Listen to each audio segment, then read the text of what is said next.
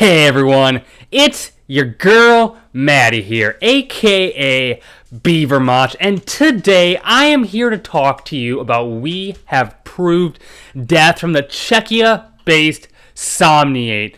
And this is coming off of Lava Dome Productions.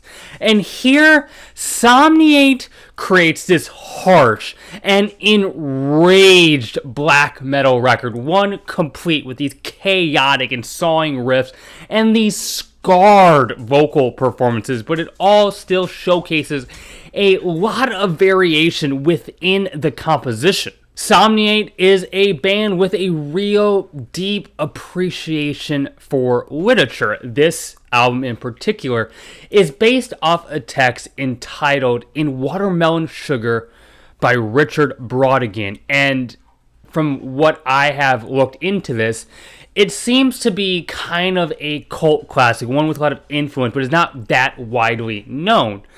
I'm not familiar with it, if I'm being completely honest, but it is influential to this band, and that if that gives context to you when listening, I wanted to at least provide that piece of information. This record is rough. It's abrasive, but also allows and gives space to breathe and have this meditative atmosphere when it fits the music. I am here and you are distant just begins to ooze in with this dense, foggy feedback and this atonal noise.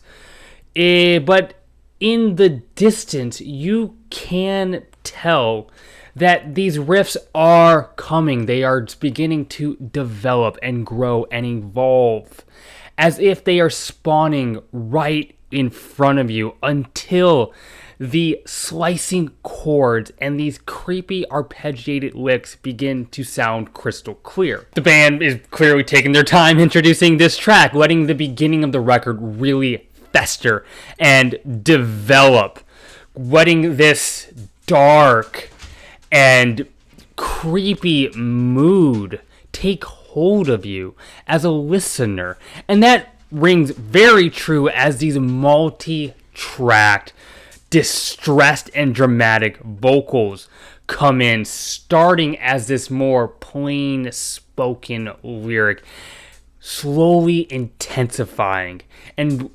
becoming these crazed, darkened wails. The way this moment is delivered and developed and carried along, it's fascinating. It's fantastic. It's just an excellent display of pacing given to you. A Lamb at First Dawn takes on the identity of more of a traditional black metal cut, especially as these spirally, echoey licks flutter in with this clarity and this brightness, but still backed with a full aggression, especially as they are paired with these very clicky and maddened blast beats. Here the riffs start to really dig in. They're more meaty, they're more full-bodied, while the vocals begin to introduce some more earthy growls into everything going on. But in the same way, the band in certain crevices allows for these really compelling melodic tremolos, adds a nice bit of color. Actually, this track is very balanced in just how it's mixed and how it's layered. The production here, oof, it sounds good. It sounds big. It sounds towering. But in a way that makes it feel even more sinister and suffocating, unrelenting. The clear and crisp production style is only used to accentuate more the punishing aspects of the music. There are some more atmospheric, festering sections, but also runs on this track that rely on blistering speed and intensity. And it's those ebbs and flows in this track that keep me so engaged. On the Statue of Mirrors, these piercing, dissonant strings of tremolos are met with this barrage of militant blast beats and these absolutely bloodthirsty vocals. And for the most part, the vocals stay within that familiar, harsh sound, but also here there are these distressed shouts. They're very theatrical that add a lot of despair and sorrow into the music. The band simply nails some of these sudden shifts in the music. For example, there will be moments where it is just jolted in aggression and intensity just to be brought right back down. And on the other hand, there are these very interesting, almost measure-long pauses where you're simply left with kind of this groovy bass run and then right back into pure onslaught. And it all makes sense in context, and you may just have to trust me on that as you go listen.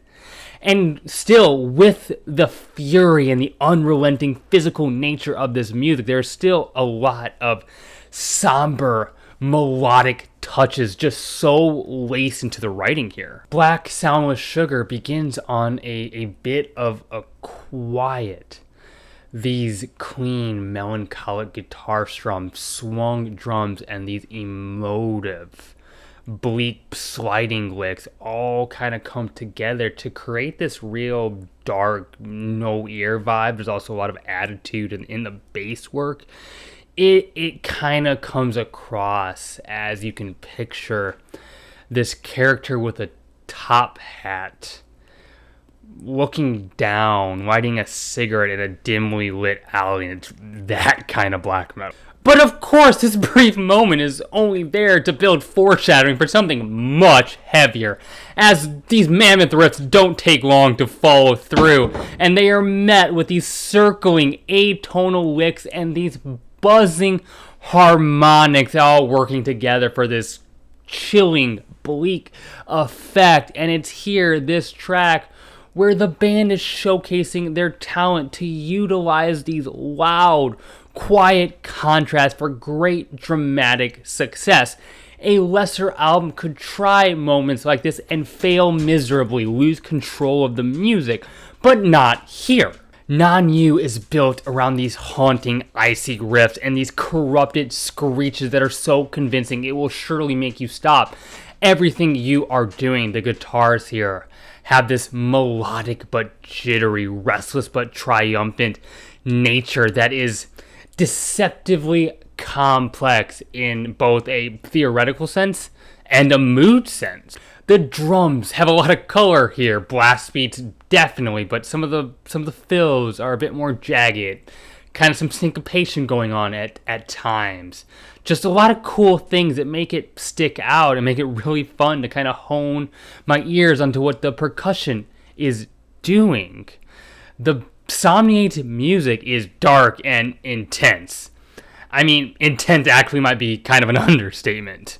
And they are so performed. You can tell that this band is really getting into the narrative that they are bringing to you as a listener. And this track is a perfect example of it as it builds and it grows and sucks you in. At least that was the effect it had on me. And then the closing title track is just a 2-minute jolt of pure blackened aggression. Honestly, I just love that the band chose to end the record in this way. It's just a punch that makes you just want to start the record from the beginning right after you finish this.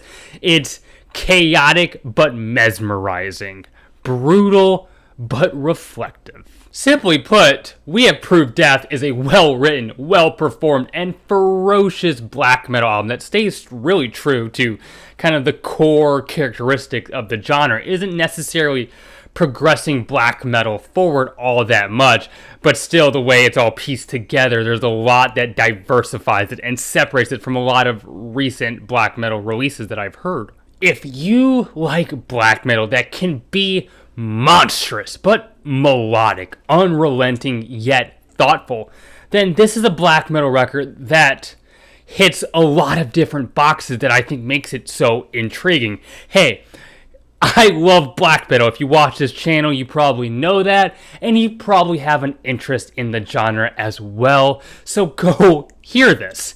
And hey, those are my thoughts. If you enjoy what I do, like this video, hit the like button. It'd mean the world to me if you would consider subscribing, leave a comment. I love getting to engage with those. I have a Twitter you can follow. Link to that is in the bio of this YouTube channel. And hey, keep it metal. My name is Maddie, aka Beavermoch, and I'm signing off.